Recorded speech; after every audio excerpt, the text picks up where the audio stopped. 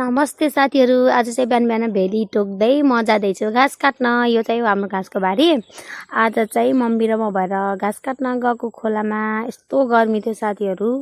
आज चाहिँ हामीलाई बुटोल जान थियो अचार छोड्न, अनि लेबल पनि बनाउन थियो।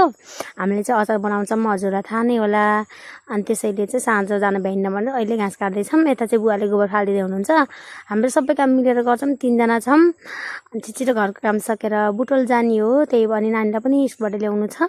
अनि यता गफ गर्दै कुरा काट्दै अनि काम गर्दैछौँ। अनि छिटो काम भ्याएर खानासाना खाएर म चाहिँ रेडी भएँ। अनि यस्तो कपडा लगाएँ, मैले त्यस्तो देखिएँ। अनि बुवासित बाइकमा बसेर म बुटोल जाँदैछु साथीहरू। यो चाहिँ हो हाम्रो गाउँ, एकदम राम्रो छ हाम्रो गाउँ चाहिँ। अनि त्यसपछि एकछिनमा चाहिँ हामी आइयो बुटोल। यो चाहिँ तिलोत्तमा नगरपालिका हो है। एकदमै राम्रो छ हाम्रो नगरपालिका चाहिँ, एकदम सफा सुग्घर राम्रो छ।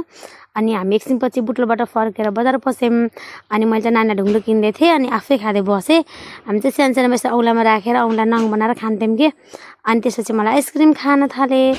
अब चाहिँ म जाँदैछु नानीलाई लिन।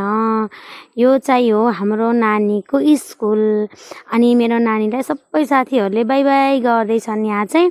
अनि म र बुवा भएर चाहिँ मेरो छोरी र छोरीको साथीलाई लिएर आउँदैछौँ।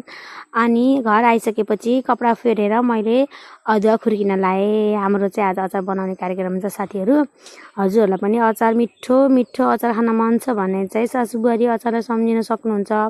एकदम फ्रेस अचार बन्छ हाम्रोमा चाहिँ, डेली नै बनेको हुन्छ। हजुरले आज अर्डर गर्नुभयो भने चाहिँ भोलि पाउनुहुन्छ, आजको आज चाहिँ पाउनु हुँदैन है साथीहरू। किनभने हामीले अर्डर आएपछि मात्र बनाउने हो।